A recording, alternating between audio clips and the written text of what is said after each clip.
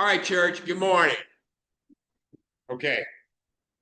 As you guys know who've been here a while, this is absolutely a teaching and training ministry. 2 Timothy chapter 2, verse 2 says, "And the things you have heard from me in front of many witnesses, entrust to faithful men who are able to teach others also." That being said, this morning you get to hear from one of those young men. So, Brent, come tell them what you got.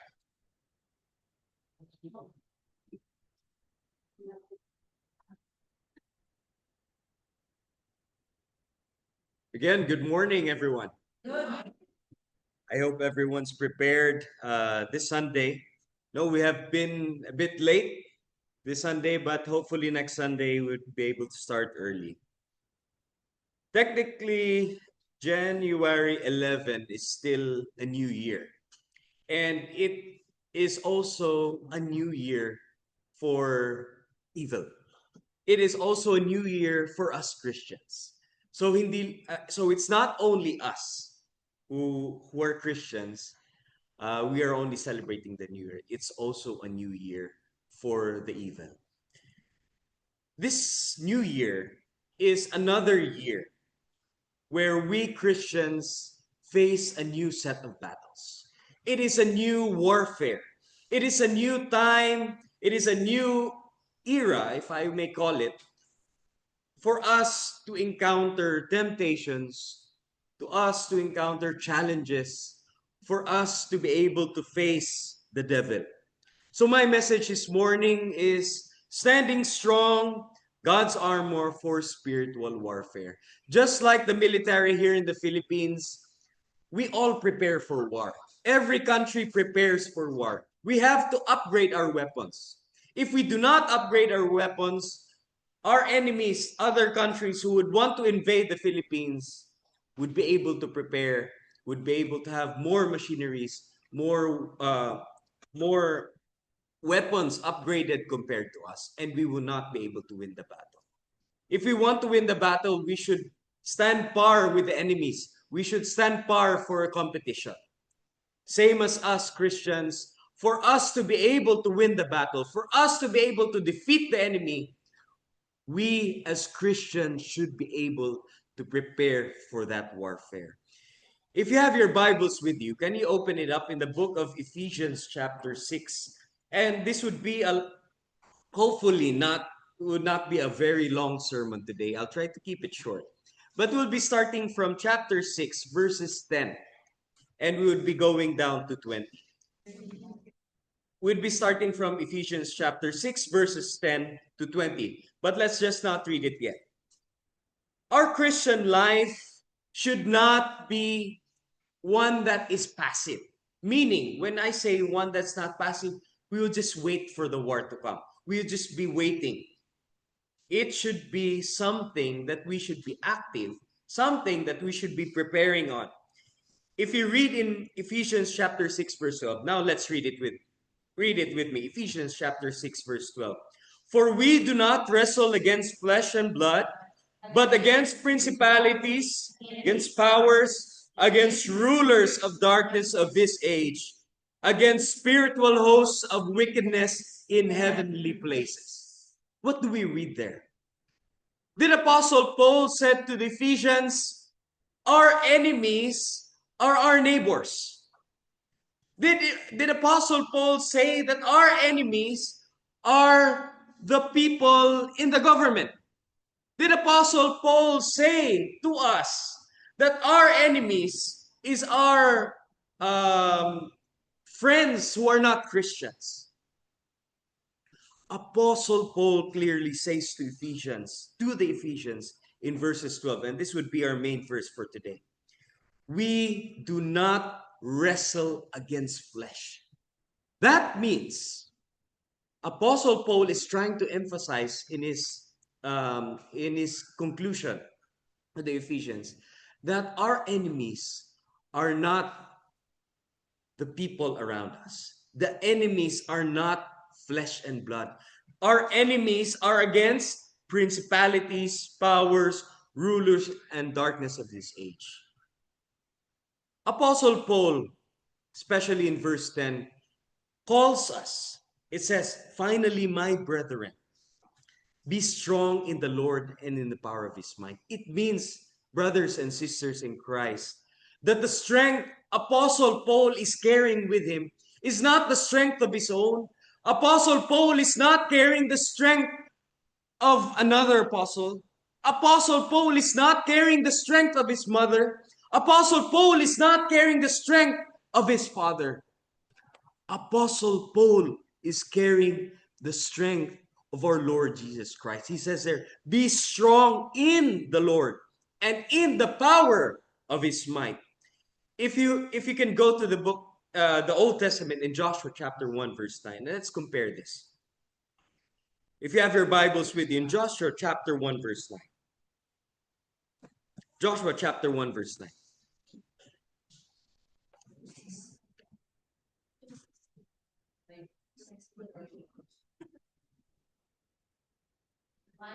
Joshua chapter 1 verse 9. And let's read it all together, okay? Joshua chapter 1 verse 9. Have I not commanded you? Be strong and of good courage. Do not be afraid nor dismayed. The Lord your God is with you wherever you go. Brothers and sisters in Christ, this is something that we should ponder on. This is something that we should always place in our minds, that the Lord, our God, should be our strength, and we should not worry. Let's go read on. Let's go back to Ephesians chapter 6. And please mark your Bibles with you. We'll be focusing on Ephesians chapter 6, verse 10 to 20. Verse 11, let's read it. Put on the whole armor of God, that you may be able to stand against the wiles of the devil. Again, as I have said earlier, brothers and sisters in Christ, we should not be passive. The message in there is an active language, and it does not ask us to wait until it happens. Brothers and sisters in Christ, we must prepare. The command is to arm ourselves. The command is telling us to put on the armor. But we'll be reading and we'll be learning in the few verses what this armor is. So that when we place on that armor, we would be able to fight against the devil. We would be able to stand par against the devil. We would be able to defeat evil. The purpose is that you may be able to stand against the wiles of the devil. Because the enemy, our enemy, which is Satan, our enemy, which is evil, our enemy, which is the darkness, uses schemes, tricks, and deceptions. For us to be able to, instead of walking the straight line, we'd be able to be walking in a different path. Just like, for example, brothers and sisters in Christ, the devil does not appear to us. Evil does not appear to us that we will be able to understand, we'll be able to know that it is evil. The devil uses family. The devil uses our weaknesses. The devil uses our friends for us to be able to turn away from God.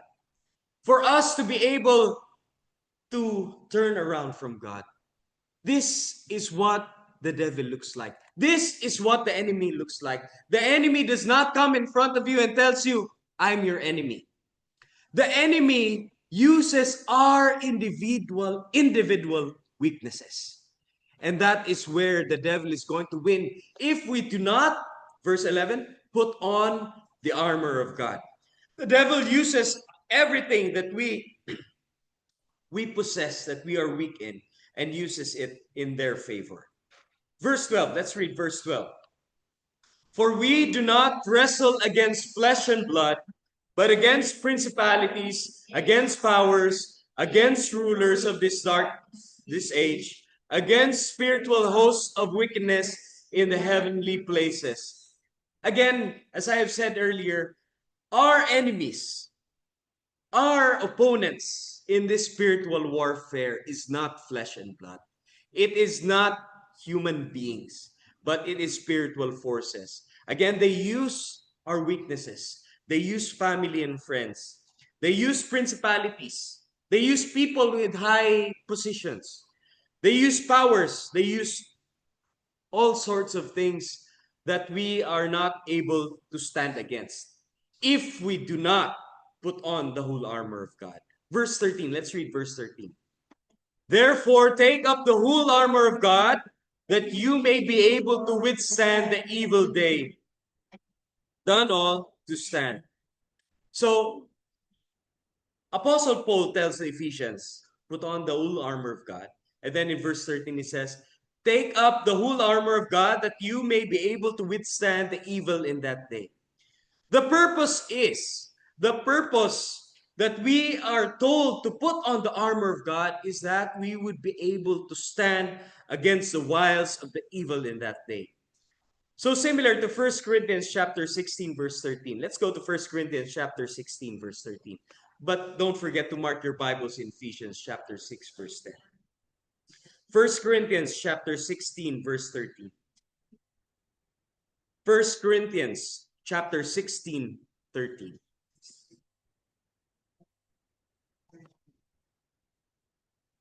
First Corinthians chapter 16 verse 13, it says there, watch, stand fast in faith, be brave, be strong.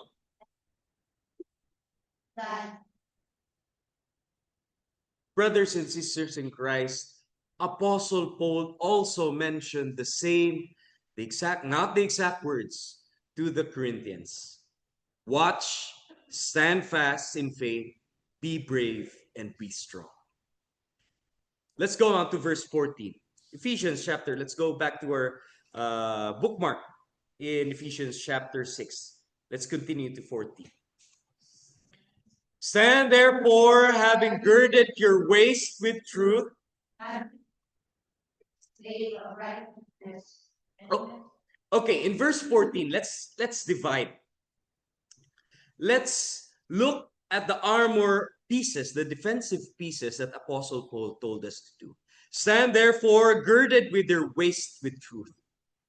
If you can see here, ladies and gentlemen, Apostle Paul, brothers and sisters in Christ, Apostle Paul made mention in verse 14 two types of defensive pieces. First, he mentioned the waist with truth, and third, the breastplate of righteousness. Now let's talk about the waist with truth. Similar to a military man, I'm not sure if all of you went to ROTC or CAT, but I've been to ROTC and CAT. We were given the chance to be able to wear the whole armor of experiencing being in a full battle attire or BDA. We have what we call this in the military, if in my ROTC, if I can remember, we call it a bandolier. It has all the the magazines, has all the bullets, has all the weapons prepared for a person to go to war. And that's what they always wear. And that's what the military wears when they go to war. How would you be able to carry all your weapons, all your bullets, if you don't have any support in your body? So that's serves like a belt, and it's called a bandolier. So Apostle Paul says here, he compares it with a person that goes to war, and he calls it the waist of truth, or the soldier's belt. The soldiers, if we could look in our history books, we could see that these Roman soldiers, the people in the past, wears belts. Not just for what the pants that they wear like we do today, but they use it for their swords, for their weapons when they go to war. God's truth and personal integrity is supposed to be our foundation. In John chapter 14 verse 6, it says here, John 14 verse 6. John 14 verse 6. John 14 verse 6, and it says, and Jesus said to him, I am the way, the truth, and the life. No one comes to the Father except through me. The belt of truth. Who is the truth? In John chapter 14 verse 6, it says, Jesus is the way, the truth, and the life. The belt that we are wearing as soldiers of God, the belt that we are wearing when we go into battle, when we go to warfare, we are carrying Jesus with us. We are carrying the Lord with us because Jesus said in John 14, verse 6, I am the way, the truth, and the life. No one comes to me except through me. The question that I would like to leave for you today is where am I compromising the truth? Have I compromised the truth? Because if we do not carry the truth with us, if we do not hold on, we do not put on the belt of truth, the waist of truth, we are not prepared for battle. And then the other defensive piece that we read in verse 14, it says here, the breastplate of righteousness. If you could not imagine what a breastplate looks like, it's like a thick sheet covering your chest. And it is used in the olden times. And it is improved nowadays. And you know what it is right now? It's probably the Kevlar vest, bulletproof vest. And maybe in the movies you could see suits that are Kevlar made.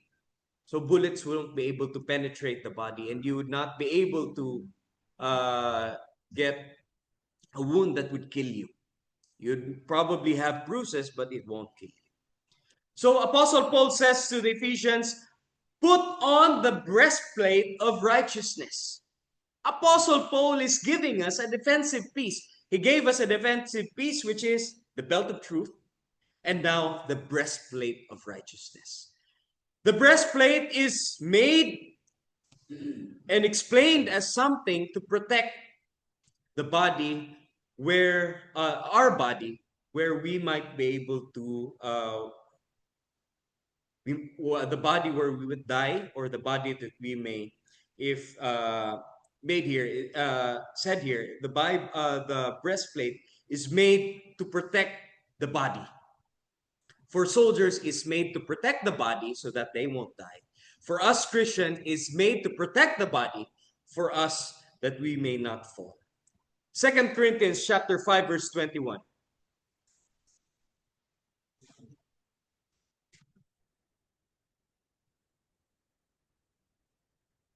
2 Corinthians chapter 5, verse 21. 2 Corinthians 5:21, it says here, for he hath made him to be sin for us, who knew no sin, that we might be made the righteousness of God in him. Apostle Paul, in the same book that Apostle Paul written to the Corinthians, he said, for he made him to be of sin for us, who knew no sin, that we might be made the righteousness of God in him. Apostle Paul imputed that Apostle Paul made mention to the Corinthians that Christ imputed righteousness. Christ was righteous.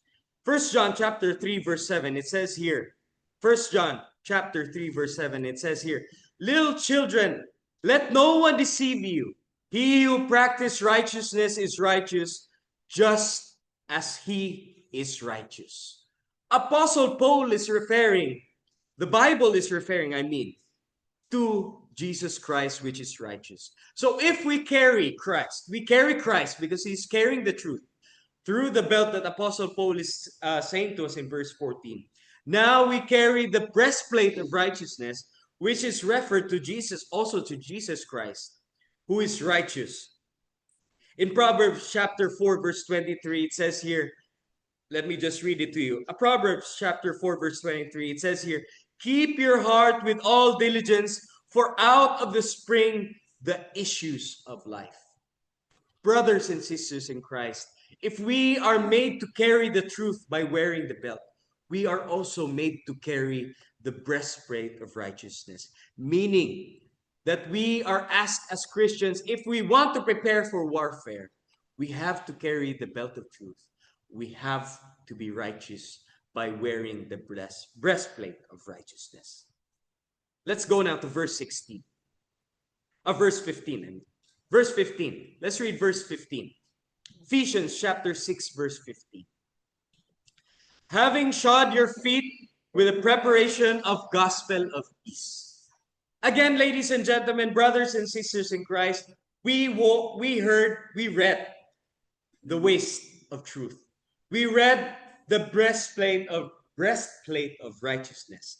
Now we read the gospel of peace, which is the boots, most probably.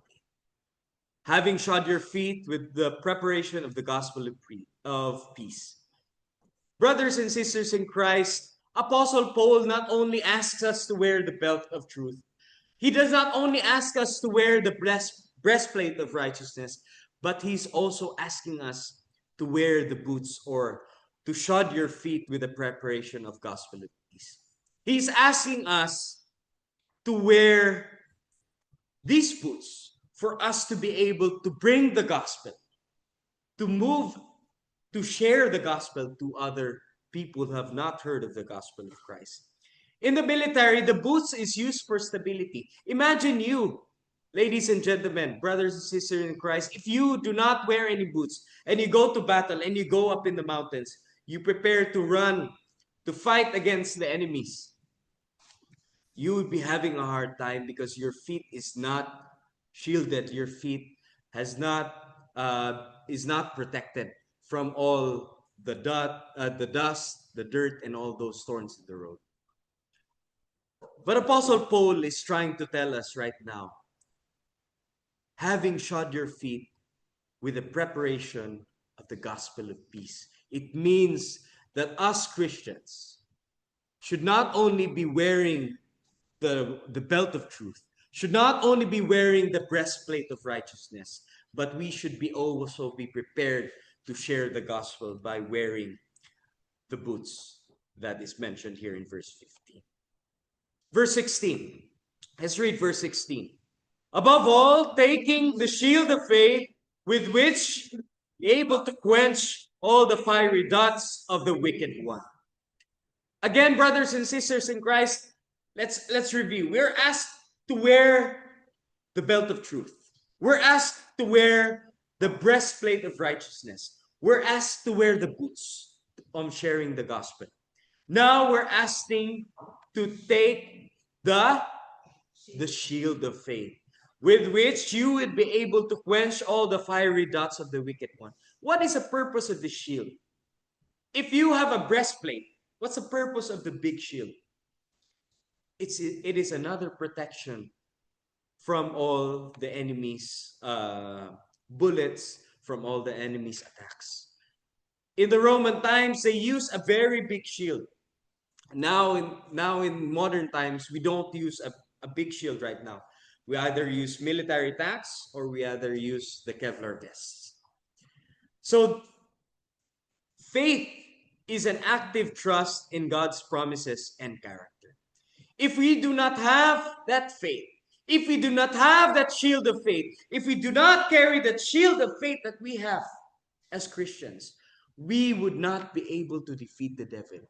All the attacks by the devil will come straight at us because we do not have a shield, we don't have a breastplate of righteousness. Hebrews chapter 11 verse 1. Hebrews chapter 11 verse 1. Let's read it. Hebrews chapter 11 verse 1.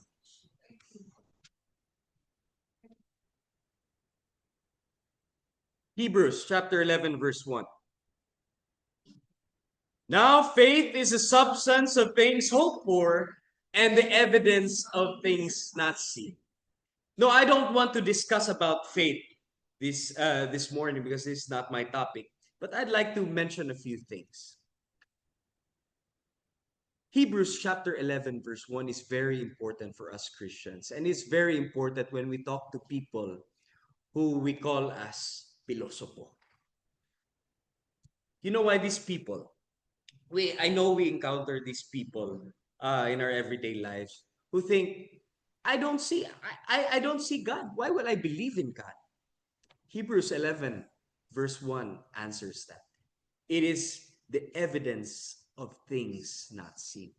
We don't see air, but we believe that there's air, right? So it's the same as God. We don't see God physically right now, but we can feel Him, we can read Him in the Bible. And that is what Hebrews chapter 11, verse 1 says. Let's go on to verse 17. Ephesians chapter 6, verse 17. And it says there, and take the helmet of salvation. Okay. In Hebrews chapter 6, verse 17, again, we read about two pieces. First is the helmet of salvation, and second is the sword of spirit. Okay. If you can picture out what I am saying right now, we can picture out the pieces. We are looking at the belt. We're looking at the breastplate, which is the shield of the body. We read about the boots that we will be able to provide the peace. Apostle Paul is making a character, is picturing out a character, a person ready for war. Now we read of a helmet of salvation, which is the head, and next, the sword of spirit. Let's start with the helmet of salvation. Apostle Paul says, take the helmet of salvation. It means that we should be able to protect our head. 1 Thessalonians chapter 5, verse 8, it says here, 1 Thessalonians chapter 5, verse 8.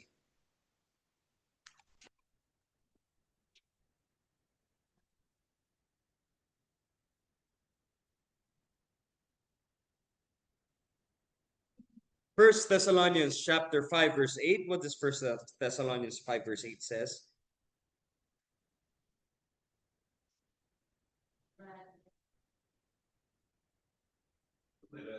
Okay. But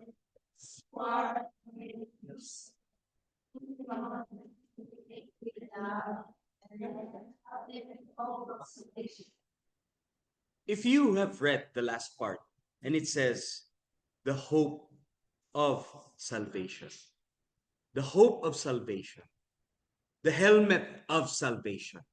This is what this is why we are here today. This is why we try to live a Christian life, is because we have that hope of salvation. That when our time comes, that when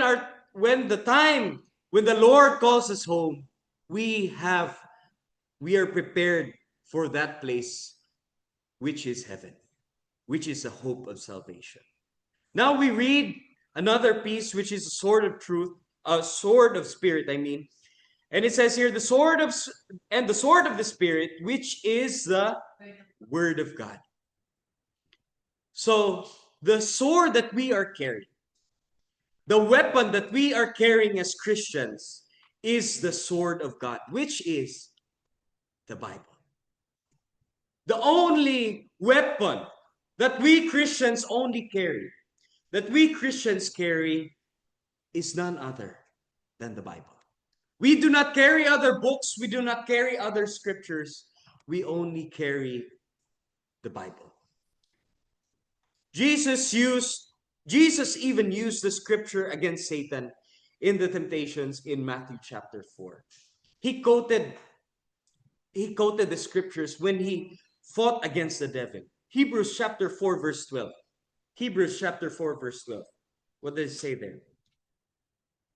Hebrews chapter 4, verse 12.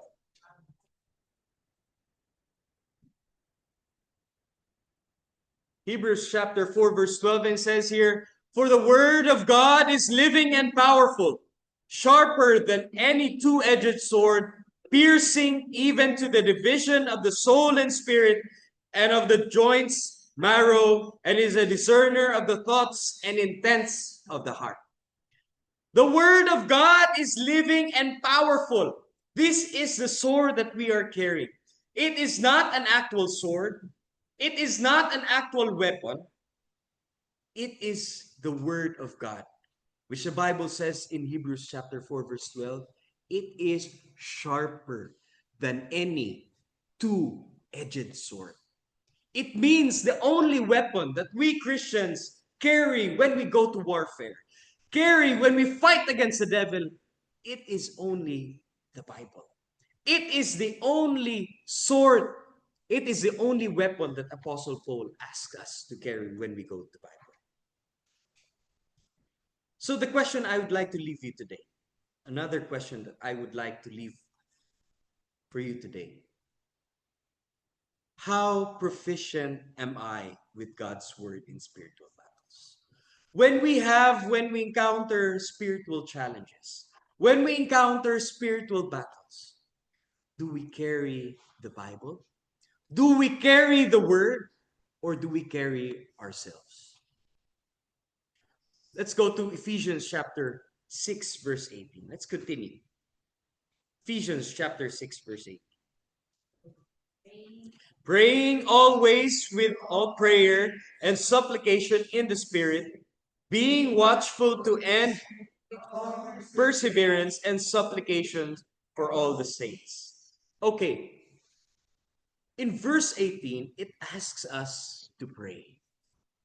Why does it ask us to pray? When a person goes to battle, you have a commander, right? You have someone leading you. And for us Christians, our only commander is the Lord. Our only commander is God. So when we go to battle, just like as a military man does, he carries with him his radio. For us Christians, it is also similar. We carry with us our prayers. For us to be able to communicate to Christ, for us to be able to ask guidance, protection, and all those blessings that we ask every day, it is something that connects us to our commander. It connects us to Christ. In 1 Thessalonians chapter 5, verse 17, it says there, it's a very short verse. 1 Thessalonians chapter 5, verse 17. 1 Thessalonians chapter 5, verse 17 is a very short verse, but is a very meaningful verse. It says there, pray without ceasing. In other versions, it says, pray unceasingly. It means, brothers and sisters in Christ, we should not forget to pray. Because it is the only communication that we have for our commander. It is the only communication that we have for our Father. It is the only communication that we communicate our problems, our challenges to our God. And there is no other way except through prayer. So us soldiers going into the battle in the spiritual warfare, do not forget to carry the prayer with you. Verse 19. Let's read verse 19. Ephesians chapter 6, verse 19. We're almost there. Ephesians chapter 6, verse 19. And for me that utterance may be given to me, that I may open my mouth boldly to make known the mystery of the gospel. If you can see here, Apostle Paul is someone, maybe in your minds, who is already prepared. We might think in our minds that Apostle Paul, he's Apostle Paul. He has the breastplate of righteousness. He has the belt of truth. He has everything. But remember, Apostle Paul asked the Ephesians, what did he say here? And for me, that utterance may be given to me, that I may open my mouth boldly to make known the mystery of the gospel. Apostle Paul is asking the Ephesians to pray for him. Apostle Paul is asking the Ephesians for courage.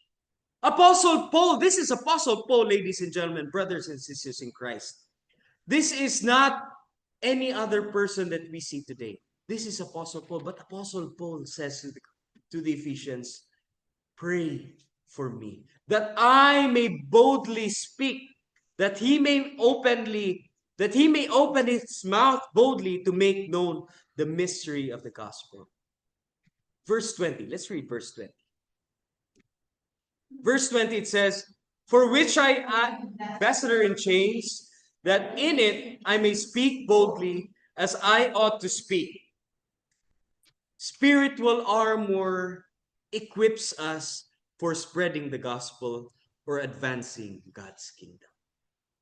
Apostle Paul says here and emphasizes here that he still needs prayers. He still needs guidance from above. In 2 Corinthians chapter 5 verse 20 it says, 2 Corinthians chapter 5 verse 20. 2 Corinthians chapter 5 verse 20.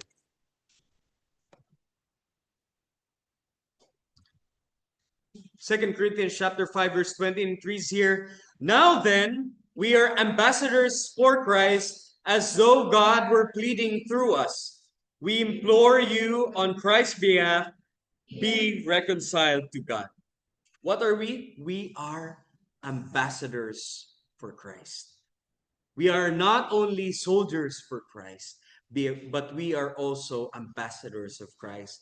Like Apostle Paul says in verse 20, and he says, for which I am an ambassador in chains. Ladies and gentlemen, brothers and sisters in Christ, before I end my message this morning, we should always be reminded. And Apostle Paul reminds the Ephesians, just like as Apostle Paul is reminding us through the scriptures, to wear on that belt of truth. Second, the breastplate of righteousness. And to the boots that he mentioned by spreading the gospel. He also mentioned about the helmet of truth. Next, the sword of truth, and the shield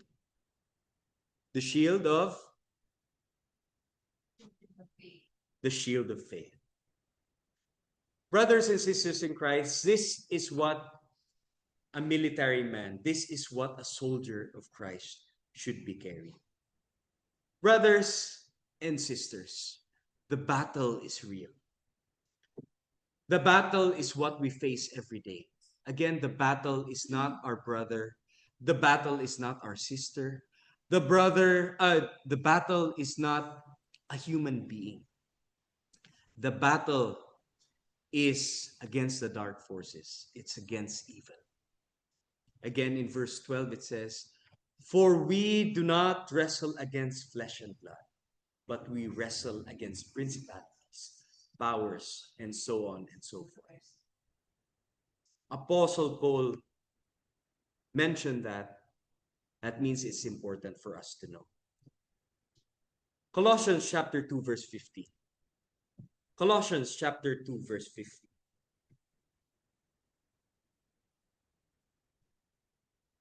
Colossians chapter 2 verse 15, it says, having disarmed principalities and powers, he made a public spectacle of them, triumphing over them in it.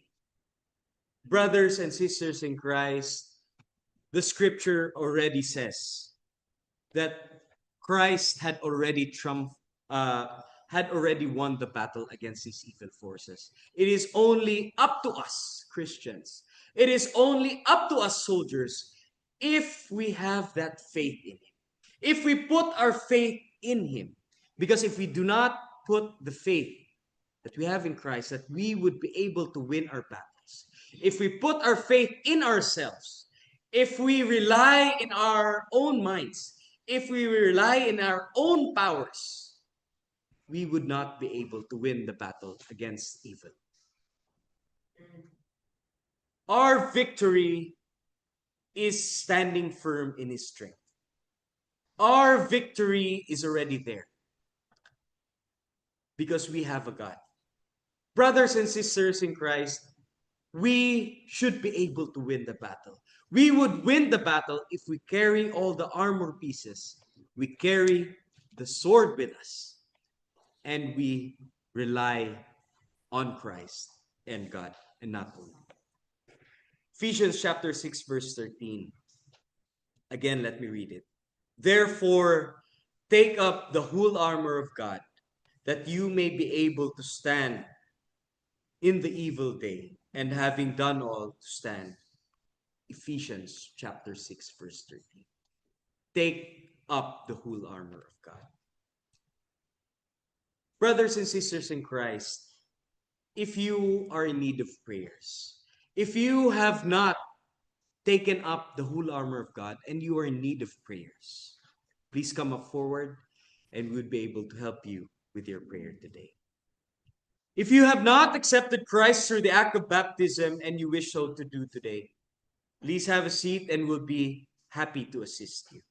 For the rest of us who have already accepted Christ through the act of baptism, we started by hearing the word of God in Romans chapter 10, verse 17. It says, "So then faith comes hearing, and hearing by the word of God." And after we hear the word of God through the Holy Scriptures, one should repent, right? Luke chapter 13, verse 3. "I tell you no, but unless you repent, you will all likewise perish." And after we repent that we are sinners, one should confess. Romans chapter 10, verse 9 to 10, it says that if you confess with your mouth that the Lord Jesus and believe in your heart God raised him from the dead, you will be saved. For with the one heart one believes unto righteousness, and with the mouth confession is made unto salvation. After we repent, confess that Jesus Christ is the Son of God, and He alone is our one and personal Savior. The next is baptism. 1 Peter chapter 3, verse 21. There is also an antitype which now saves us. Baptism is not the removal of the filth of the flesh, but the answer of good conscience toward God through the resurrection of Jesus Christ. So after we hear, repent, confess that Jesus Christ is the Son of God, and we are immersed through the act of baptism, do we end there? Revelation chapter 2, verse 10 says, "Be faithful until death, and I will give you the crown of life." So, if you have brothers and sisters in Christ have not accepted Christ, please come forward and we will be able to assist you through the act of baptism. Again, if you're in need of prayers, please come forward and we would be able to say a prayer for you. For the meantime, let's all stand up and sing our invitation song.